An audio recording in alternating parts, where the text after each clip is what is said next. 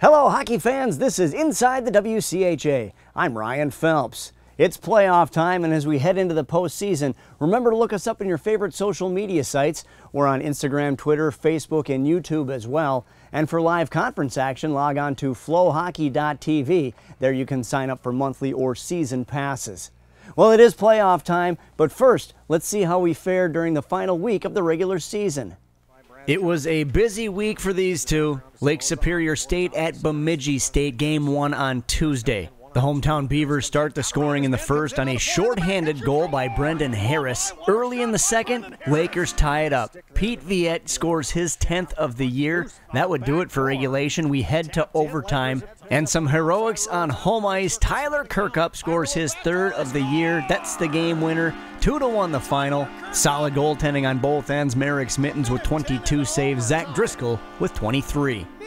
Game 2 on Wednesday, a back-and-forth affair. Both teams score on the power play in the first. Here Aaron Miller gets his 4th to tie things at 1. Both would get another in the second. Ashton Calder scores his 1st of the game. He would add more. Tied at 2 midway through the third, and the Lakers step on the gas. Jakob Bengston scores his 1st career goal. Ashton Calder would get 2 more. He scores the hat trick, 1 into the empty net. 5-2 the final score. Lake State salvages the split, but short rest. Both teams were back in action on the weekend. We'll get to that in a minute. We stay in Minnesota. Michigan Tech at Minnesota State. Friday night, Game 1, Sam Morton starts the scoring in the first period, and the Mavericks like to do this. They go back-to-back. Just 3 minutes later, Nathan Smith, he makes it 2-0. It would stay that way until the third period. Trenton Bliss gets one back for Tech, and that's it. 2-1 the final score. Minnesota State wins again on home ice. Last week they won the McNaughton Cup,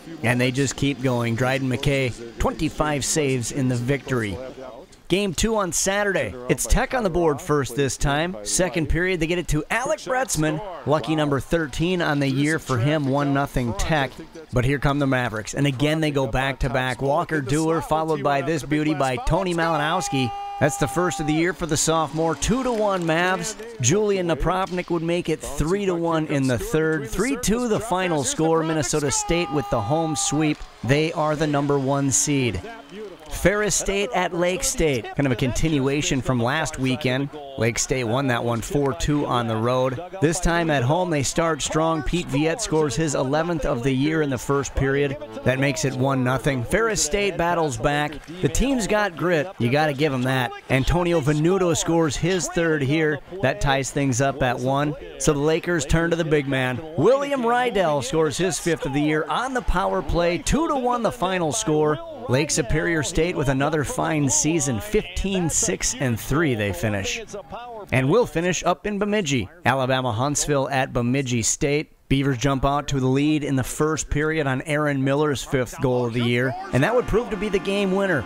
Brendan Harris would pump in the insurance goal in the third with the extra attacker. That's his 8th. 2-0 the final score. Great night despite the loss for David Fessenden, 31 saves for the Chargers. Game 2 on Sunday, more Beavers. Alex Iarulo scores early in the contest to make it 1-0, and they roll from there, 4-0 the final.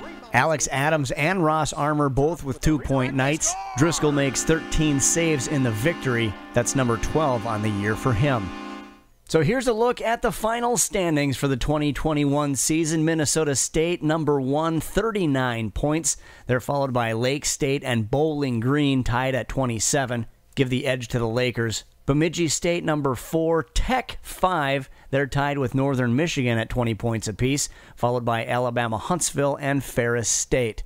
So here's a look at the first-round matchups this Friday. Number 6, Northern Michigan at number 3, Bowling Green. Alabama Huntsville heads to Lake Superior State. Ferris State is at Minnesota State, and Michigan Tech is at Bemidji State.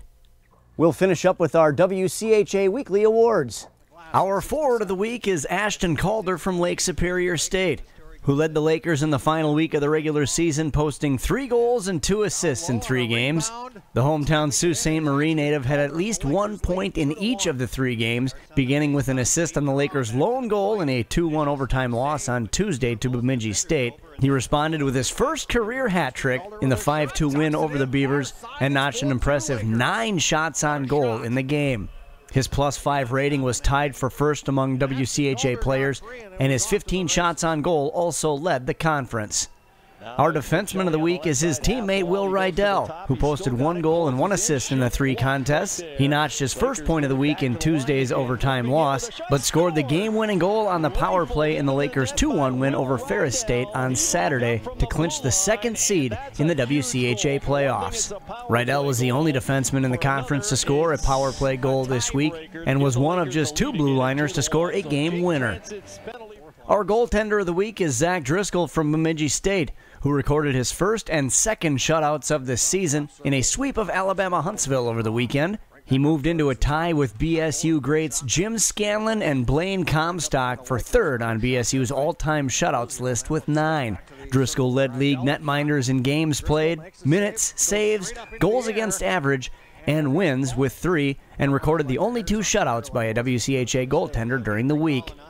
And our Rookie of the Week is Jakob Bengtsson from Lake Superior State, who recorded a goal and an assist in 3 games for the Lakers. On Wednesday at BSU, the defenseman scored his first collegiate goal and added an assist in the contest. He tied for first among all WCHA defensemen in points this week and was one of 2 defenders to score a game-winning goal. Bengtsson tied for first among conference rookies in points this week and was the only first-year player to tally a GW. This is his first career WCHA weekly honor.